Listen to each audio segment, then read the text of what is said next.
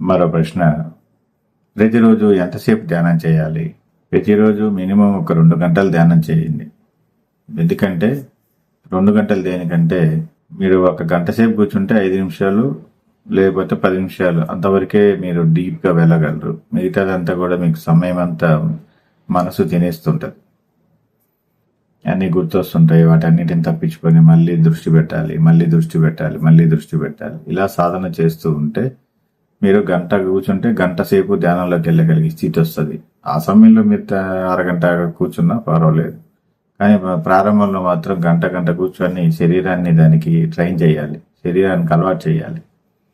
అప్పుడు మీకు ముందుగా క్రమశిక్షణ అలవాటు చేస్తారు కాబట్టి అది స్టెప్ బై స్టెప్ మీలో ఉన్నటువంటి లక్షణాలన్నిటినీ చాలా గొప్పగా తీర్చిదిద్దుతూ మీరు ఏకాగ్రతగా ధ్యానంలో మీలోకి మీరు ప్రయాణం చేసేలా, నిమగ్నమయ్యేలా చేస్తుంది.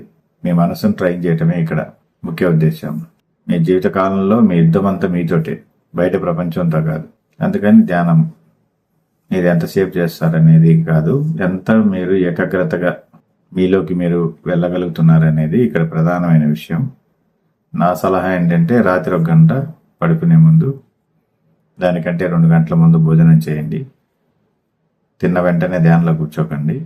ఉదయం పూట 3 గంటలకు 3:30కు లేచి కూర్చోండి. ఆ కూడా 1 గంట చేసుకోండి. దీంట్లో మన ప్రాసెస్లో కుంభకం ఒకటి చేయాలి. అది ఒక 40 నిమిషాలు పడుతుంది.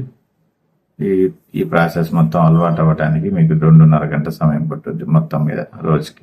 తర్వాత మీరు తగ్గించుకున్నా ఇబ్బంది లేదు. ఎందుకంటే ధ్యాస పెరుగుతున్నాం. మీరు అరగంట కూర్చుంటే అరగంట ధ్యానంలోనే ఉంటారు కాబట్టి ఇబ్బంది లేదు. మీరు ఈ కాలంలో నుంచి ఒక అరగంట పాటు అతీతంగా వెళ్ళగలిగితే మీరు చాలా మేలు పొందుతారు దీంట్లో.